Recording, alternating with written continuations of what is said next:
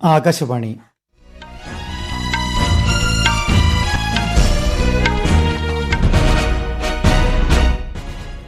നമസ്കാരം.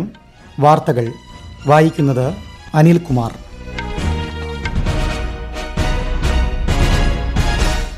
പ്രധാന വാർത്തകൾ. പാർലമെന്റിന്റെ ബജറ്റ് സമ്മേളനത്തിന് നാളെ തുടക്കം. സമ്മേളനത്തിന് മുന്നോടിയായി ന്യൂഡൽഹിയിൽ സർവകക്ഷി യോഗം ചേർന്നു. 2025-26 സാമ്പത്തിക വർഷത്തേക്കുള്ള കേന്ദ്ര ബജറ്റ് ശനിയാഴ്ച. കേരളത്തിനായി പ്രത്യേക സാമ്പത്തിക പാക്കേജ് പ്രതീക്ഷിക്കുന്നതായി ധനമന്ത്രി KN ബാലഗോപാൽ. ഇന്ത്യ താമസിയാതെ സ്വന്തം അടിസ്ഥാന AI മാതൃക സൃഷ്ടിക്കുമെന്ന് കേന്ദ്രമന്ത്രി അശ്വിനി വൈഷ്ണവ്. US-ൽ യാത്രാ വിമാനം സൈനിക ഹെലികോപ്റ്ററുമായി കൂട്ടിയിടിച്ചുണ്ടായ അപകടത്തിൽ മരണസംഖ്യ 30. 38ാമത് ദേശീയ ഗെയിംസിൽ കേരളത്തിന് ഇരട്ട സ്വർണം. നീന്തലിൽ ഹർഷിത ജയറാമും ഭാരോദ്വഹനത്തിൽ സുഫ്ന ജാസ്മിനും സ്വർണം നേടി. ISL ഫുട്ബോളിൽ ഇന്ന് കേരള ബ്ലാസ്റ്റേഴ്സ് ചെന്നൈയിൻ FC പോരാട്ടം. വാർത്തകൾ വിശദമായി. പാർലമെന്റിന്റെ ബജറ്റ് സമ്മേളനത്തിന് നാളെ തുടക്കമാകും. രാഷ്ട്രപതി ദ്രൗപദി മുർമു ഇരുസഭകളെയും അഭിസംബോധന ചെയ്യും. രാഷ്ട്രപതിയുടെ പ്രസംഗത്തിന് ശേഷം 2024-25 കാലയളവിലെ സാമ്പത്തിക സർവേ റിപ്പോർട്ട് ധനമന്ത്രി നിർമ്മല സീതാരാമൻ പാർലമെന്റിന്റെ മേശപ്പുറത്ത് വയ്ക്കും. പാർലമെന്റിന്റെ ബജറ്റ് സമ്മേളനത്തിന് മുന്നോടിയായി ന്യൂഡൽഹിയിൽ സർവകക്ഷി യോഗം ചേർന്നു. പാർലമെന്റ് സമ്മേളനത്തിന്റെ സുഗമമായ നടത്തിപ്പിന് എല്ലാ രാഷ്ട്രീയ പാർട്ടികളുടെയും സഹകരണം സർക്കാർ യോഗത്തിൽ അഭ്യർത്ഥിച്ചു. സമ്മേളന സെഷനിൽ രാഷ്ട്രപതിയുടെ പ്രസംഗത്തിന്മേലുള്ള ചർച്ചകളും ബജറ്റിനെക്കുറിച്ചുള്ള ചർച്ചകളും നടക്കുമെന്ന് യോഗത്തിന് ശേഷം പാർലമെന്ററി കാര്യമന്ത്രി കിരൺ റിജിജു അറിയിച്ചു. ബജറ്റിന്മേലുള്ള ചർച്ചകൾ ഫെബ്രുവരി 13 വരെ തുടരും. സമ്മേളന കാലയളവിൽ പരിഗണിക്കാനായി 16 ബില്ലുകൾ ഇതിനകം സഭയിൽ ലിസ്റ്റ് ചെയ്തിട്ടുണ്ടെന്നും അദ്ദേഹം അറിയിച്ചു. കേന്ദ്ര ബജറ്റിൽ കേരളത്തിനായി പ്രത്യേക സാമ്പത്തിക പാക്കേജ് പ്രതീക്ഷിക്കുന്നതായി ധനമന്ത്രി KN ബാലഗോപാൽ. വയനാടിനും വിഴിഞ്ഞത്തിനും പ്രത്യേക സാമ്പത്തിക പാക്കേജും സംസ്ഥാനം പ്രതീക്ഷിക്കുന്നു. രാജ്യത്തിന്റെ സമ്പദ്വ്യവസ്ഥയെ ഉത്തേജിപ്പിക്കുന്നതിനുള്ള മൂലധന നിക്ഷേപ പദ്ധതികളും തൊഴിൽ പദ്ധതികളും ബജറ്റിൽ ഉൾപ്പെടുത്തണമെന്നും മന്ത്രി തിരുവനന്തപുരത്ത് വാർത്താ സമ്മേളനത്തിൽ പറഞ്ഞു. സംസ്ഥാനങ്ങളുടെ വായ്പാ പരിധി ഉയർത്തണമെന്നും അദ്ദേഹം ആവശ്യപ്പെട്ടു. രാജ്യത്തെ എല്ലാ മേഖലയിലും സാമ്പത്തിക വളർച്ച ഉണ്ടാവണമെങ്കിൽ കൂടുതൽ മൂലധന നിക്ഷേപം വേണം, കൂടുതൽ ആൾക്ക് ജോലി കിട്ടുന്നതിന് വേണ്ടിയുള്ള പദ്ധതി വേണം. കേരളത്തിന് പ്രത്യേക പാക്കേജ് വേണമെന്ന് ഇപ്രാവശ്യം ആവശ്യപ്പെട്ടു 24,000 കോടി. വയനാടിന്റെ കാര്യത്തിനകത്ത് 2,000 കോടിയാണ് നമ്മൾ അതിന് ചോദിച്ചേക്കുന്ന സാമ്പത്തിക പാക്കേജ്. എന്തെങ്കിലും ഇതിനകത്ത് പ്രതീക്ഷിക്കുന്നു. മൂന്നാമത്തെ ഏറ്റവും പ്രധാനപ്പെട്ട കാര്യം നമ്മൾ ആവശ്യപ്പെട്ടത് വിഴിഞ്ഞത്തിന് ഒരു പ്രത്യേക പാക്കേജാണ്. വഖഫ് ഭേദഗതി ബിൽ 2024 സംബന്ധിച്ച സംയുക്ത പാർലമെന്റ് സമിതിയുടെ റിപ്പോർട്ട് ലോക്സഭാ സ്പീക്കർ ഓം ബിർളയ്ക്ക് കൈമാറി. JPC അധ്യക്ഷൻ ജഗദംബിക പാൽ പാർലമെന്റിലെത്തിയാണ് റിപ്പോർട്ട് സമർപ്പിച്ചത്. ബില്ലുമായി ബന്ധപ്പെട്ട 14 വ്യവസ്ഥകളിൽ സമിതി ഭേദഗതികൾ അംഗീകരിച്ചതായി അദ്ദേഹം പറഞ്ഞു. വരും മാസങ്ങളിൽ ഇന്ത്യ സ്വന്തമായി അടിസ്ഥാന AI മാതൃക സൃഷ്ടിക്കുമെന്ന് ഇലക്ട്രോണിക്സ് IT മന്ത്രി അശ്വിനി വൈഷ്ണവ് പറഞ്ഞു. ഇന്ത്യയുടെ അടിസ്ഥാന മാതൃകയ്ക്ക് ലോകത്തിലെ ഏറ്റവും മികച്ച മോഡലുമായി മത്സരിക്കാൻ കഴിയുമെന്ന് മന്ത്രി അഭിപ്രായപ്പെട്ടു. ന്യൂഡൽഹിയിൽ മാധ്യമങ്ങളോട് സംസാരിക്കുകയായിരുന്നു അദ്ദേഹം. ഇന്ത്യയുടെ സ്വന്തം AI മോഡൽ വികസിപ്പിക്കുന്നതിനുള്ള നിർദ്ദേശങ്ങൾ ആവശ്യപ്പെടുന്ന ചട്ടക്കൂട് സൃഷ്ടിച്ചിട്ടുണ്ടെന്നും രാജ്യത്ത് ഒരു AI സുരക്ഷാ സ്ഥാപനം സ്ഥാപിക്കുമെന്നും മന്ത്രി പറഞ്ഞു. ഡൽഹിയിൽ അടുത്ത മാസം 5 നടക്കുന്ന നിയമസഭാ തെരഞ്ഞെടുപ്പിനുള്ള പ്രചാരണം ഊർജിതം. BJP, ആം ആദ്മി, കോൺഗ്രസ് പാർട്ടികളുടെ മുൻനിര നേതാക്കൾ പ്രചാരണ രംഗത്ത് സജീവമാണ്. കേന്ദ്രമന്ത്രിയും മുതിർന്ന BJP നേതാവുമായ അമിത്ഷാ ഇന്ന് വിവിധ മണ്ഡലങ്ങളിൽ തെരഞ്ഞെടുപ്പ് റാലികൾ അഭിസംബോധന ചെയ്തു.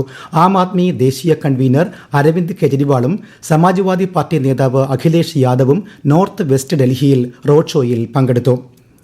യമുന നദിയിൽ വിഷം കലർത്തിയെന്ന ആരോപണത്തിൽ ആം ആദ്മി പാർട്ടി ദേശീയ കൺവീനർ അരവിന്ദ് കെജ്രിവാൾ നാളെ വിശദമായ മറുപടി സമർപ്പിക്കാൻ നിർദ്ദേശിച്ച് തെരഞ്ഞെടുപ്പ് കമ്മീഷൻ. BJP നേതൃത്വത്തിലുള്ള ഹരിയാന സർക്കാർ യമുന നദിയിൽ വിഷം കലർത്തിയതായ ആരോപണം സാധൂകരിക്കുന്ന വിധമുള്ള വിശദീകരണം നൽകണമെന്നാണ് നിർദ്ദേശം. ഈ വാർത്തകൾ ആകാശവാണിയിൽ നിന്ന്. ആകാശവാണി വാർത്തകളും വാർത്താ അധിഷ്ഠിത പരിപാടികളും All India Radio news Thiruvananthapuram YouTube ചാനലിലും All India Radio news Thiruvananthapuram Facebook പേജിലും AIR ന്യൂസ് തിരുവനന്തപുരം ഇൻസ്റ്റഗ്രാം അക്കൌണ്ടിലും AIR ന്യൂസ്_TVM X ഹാൻഡിലും ലഭ്യമാണ്. കുംഭമേളയ്ക്കിടെ തിക്കിലും തിരക്കിലും അപകടമുണ്ടായ സാഹചര്യത്തിൽ സുരക്ഷാ ക്രമീകരണങ്ങൾ അവലോകനം ചെയ്യുന്നതിനായി ഉത്തർപ്രദേശ് ചീഫ് സെക്രട്ടറിയും പോലീസ് മേധാവിയും പ്രയാഗ്രാജ് സന്ദർശിച്ചു. സംഭവം അന്വേഷിക്കുന്നതിന് ഉത്തർപ്രദേശ് സർക്കാർ നിയോഗിച്ച 3-അംഗ ജുഡീഷ്യൽ കമ്മീഷൻ നാളെ സംഗം ഘട്ട് സന്ദർശിക്കും. സംഭവത്തിന്റെ കാരണവും സാഹചര്യവും കമ്മീഷൻ അന്വേഷിക്കുകയും ഭാവിയിൽ ഇത്തരം സംഭവങ്ങൾ തടയുന്നതിനുള്ള നടപടികൾ ശുപാർശ ചെയ്യുകയും ചെയ്യും.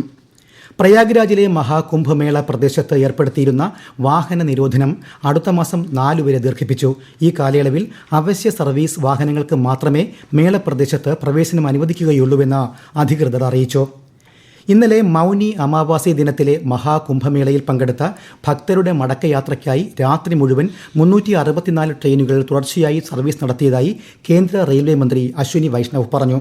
ന്യൂഡൽഹിയിൽ മാധ്യമപ്രവർത്തകരോട് സംസാരിക്കുകയായിരുന്നു അദ്ദേഹം. റെയിൽവേയുടെ മുഴുവൻ സംവിധാനവും സംസ്ഥാന സർക്കാരുമായി ഏകോപിപ്പിച്ചാണ് പ്രവർത്തിച്ചതെന്നും 12 ലക്ഷത്തോളം ഭക്തരെ ഈ ട്രെയിനുകളിൽ അവരവരുടെ സ്വദേശങ്ങളിൽ എത്തിച്ചതായും ശ്രീ വൈഷ്ണവ് അറിയിച്ചു. महाकुंभ में जो श्रद्धालु भक्तजन आए हैं उन सब के रेलवे की सर्विसेज के लिए कल करीब 364 ट्रेन चली है इवैक्यूएशन की. कंटिन्यूसली रात भर पूरी टीम वॉर रूम में रही है और लगातार राज्य सरकार के साथ कोऑर्डिनेशन करके करीब 12 लाख से अधिक श्रद्धालुओं को रेलवे के माध्यम से अपने गंतव्य स्थान तक पहुंचाया गया है. യുഎസിൽ യാത്രാ വിമാനം സൈനിക ഹെലികോപ്റ്ററുമായി കൂട്ടിയിടിച്ചുണ്ടായ അപകടത്തിൽ 30 മരണം സ്ഥിരീകരിച്ചു. യാത്രാ വിമാനത്തിൽ 64 പേരും ഹെലികോപ്റ്ററിൽ 3 സൈനികരുമാണ് ഉണ്ടായിരുന്നത്. യാത്രാ വിമാനം പോട്ടോമാക് നദിക്ക് മുകളിലൂടെ റീഗൻ നാഷണൽ എയർപോർട്ടിന്റെ റൺവേയിലേക്ക് പ്രവേശിക്കാൻ തുടങ്ങുമ്പോഴായിരുന്നു അപകടം. കൂട്ടിയിടിയുടെ ആഘാതത്തിൽ വിമാനം നദിയിലേക്ക് പതിക്കുകയായിരുന്നു. തിരച്ചിലും രക്ഷാപ്രവർത്തനവും പുരോഗമിക്കുകയാണ്. സ്ഥിതിഗതികൾ നിരീക്ഷിച്ചു വരികയാണെന്ന് യുഎസ് പ്രസിഡന്റ് ഡൊണാൾഡ് ട്രംപ് പ്രതികരിച്ചു. 38ാമത് ദേശീയ ഗെയിംസിൽ കേരളത്തിന് ഇരട്ട സ്വർണം. നീന്തലിൽ 200 metre breast സ്ട്രോക്കിൽ Harshita ജയറാമും 45 kilogram ഭാരോദ്വഹനത്തിൽ Sufna ജാസ്മിനുമാണ് കേരളത്തിനായി ഇന്ന് സുവർണ്ണ നേട്ടം സമ്മാനിച്ചത്. റഗ്ബിയിലും വോളിബോളിലും കേരളത്തിന്റെ വനിതാ പുരുഷ ടീമുകൾ ക്വാർട്ടറിൽ കടന്നു. ഖോ പുരുഷ വിഭാഗത്തിൽ ഉത്തരാഖണ്ഡിനെയും ഫുട്ബോളിൽ മണിപ്പൂരിനെയും കേരളം പരാജയപ്പെടുത്തി. പോയിന്റ് പട്ടികയിൽ 7ാം സ്ഥാനത്താണ് കേരളം. ISL ഫുട്ബോളിൽ ഇന്ന് കേരള ബ്ലാസ്റ്റേഴ്സ് ചെന്നൈയിൻ FC പോരാട്ടം. ചെന്നൈ ജവഹർലാൽ നെഹ്റു സ്റ്റേഡിയത്തിലാണ് മത്സരം. രഞ്ജി ട്രോഫി ടെസ്റ്റ് ക്രിക്കറ്റ് 1ാം ഇന്നിംഗ്സിൽ ബീഹാറിനെതിരെ കേരളം ഭേദപ്പെട്ട നിലയിൽ. ആദ്യ ദിനം കളി അവസാനിക്കുമ്പോൾ കേരളം 9 വിക്കറ്റ് നഷ്ടത്തിൽ 302 റൺസ് എന്ന നിലയിലാണ്. ടോസ് നേടിയ കേരളം ബാറ്റിംഗ് തിരഞ്ഞെടുക്കുകയായിരുന്നു. സൽമാൻ നിസാറിന്റെ സെഞ്ചുറി മികവിലാണ് കേരളം സ്കോർ 300 കടത്തിയത്. തിരുവനന്തപുരം ഗ്രീൻഫീൽഡ് സ്റ്റേഡിയത്തിലാണ് മത്സരം. ബാങ്കോക്കിൽ നടക്കുന്ന തായ്ലൻഡ് മാസ്റ്റേഴ്സ് ബാഡ്മിന്റൺ ടൂർണമെന്റിലെ പുരുഷ സിംഗിൾസ് വിഭാഗത്തിൽ ഇന്ത്യയുടെ കിഡംബി ശ്രീകാന്ത്, ശങ്കർ സുബ്രഹ്മണ്യൻ എന്നിവർ ക്വാർട്ടർ ഫൈനലിൽ കടന്നു. ഹോങ്കോങ്ങിന്റെ ജേസൺ ഗുണവനെ പരാജയപ്പെടുത്തിയാണ് ശ്രീകാന്തിന്റെ മുന്നേറ്റം. ഇന്തോനേഷ്യൻ താരത്തെ പരാജയപ്പെടുത്തിയാണ് സുബ്രഹ്മണ്യൻ ക്വാർട്ടറിൽ പ്രവേശിച്ചത്. രാഷ്ട്രപിതാവ് മഹാത്മാഗാന്ധിയുടെ 77ാം രക്തസാക്ഷിത്വ ദിനത്തിൽ രാജ്യത്തിന്റെ സ്മരണാഞ്ജലി. രാഷ്ട്രപതി ദ്രൗപദി മുർമു, ഉപരാഷ്ട്രപതി ജഗദീപ് ധൻഖർ, പ്രധാനമന്ത്രി നരേന്ദ്രമോദി, ലോക്സഭാ പ്രതിപക്ഷ നേതാവ് രാഹുൽ ഗാന്ധി തുടങ്ങിയ പ്രമുഖ നേതാക്കൾ ഗാന്ധി സമാധിയിൽ പുഷ്പചക്രമർപ്പിച്ചു. ഗാന്ധിജിയുടെ ആദർശങ്ങൾ വികസിത ഇന്ത്യ കെട്ടിപ്പടുക്കുന്നതിൽ ജനങ്ങളെ പ്രചോദിപ്പിക്കുന്നതായി പ്രധാനമന്ത്രി അനുസ്മരണ സന്ദേശത്തിൽ കുറിച്ചു. ദേശീയ പ്രസ്ഥാനത്തെ സാമ്രാജ്യത്വ വിരുദ്ധതയിലും മതേതരത്വത്തിലും അടിയുറപ്പിച്ചു നിർത്താൻ ഗാന്ധിജിക്ക് കഴിഞ്ഞതായി മുഖ്യമന്ത്രി പിണറായി വിജയൻ അനുസ്മരണ സന്ദേശത്തിൽ പറഞ്ഞു. മുണ്ടക്കൈ ഉരുൾപൊട്ടൽ ദുരന്തത്തിൽ സഹായത്തിന് അർഹരായവരുടെ ആദ്യ പട്ടിക 2 ആഴ്ചയ്ക്കുള്ളിൽ പുറത്തിറക്കുമെന്ന് റവന്യൂ മന്ത്രി കെ രാജൻ. അടുത്ത മാസം തന്നെ 2ാമത്തെ ലിസ്റ്റും പുറത്തിറക്കുമെന്നും മന്ത്രി വയനാട് വാർത്താസമ്മേളനത്തിൽ പറഞ്ഞു. അതിനുശേഷവും ജനങ്ങൾക്ക് എന്തെങ്കിലും പരാതി ഉണ്ടെങ്കിൽ അത് പരിശോധിക്കും. ദുരന്തത്തിൽപ്പെട്ട ഒരാളെയും സർക്കാർ ഉപേക്ഷിക്കില്ലെന്നും അക്കാര്യത്തിൽ ആശങ്ക വേണ്ടെന്നും മന്ത്രി വ്യക്തമാക്കി. വിദ്യാഭ്യാസ ആവശ്യങ്ങൾക്കെന്ന വ്യാജേന തത്സമയ സമീപകാല സ്റ്റോക്ക് മാർക്കറ്റ് വിവരങ്ങൾ ഉപയോഗിക്കുന്നതിൽ നിന്ന് Securities and Exchange Board of India financial ഇൻഫ്ലുവൻസർമാരെ വിലക്കി.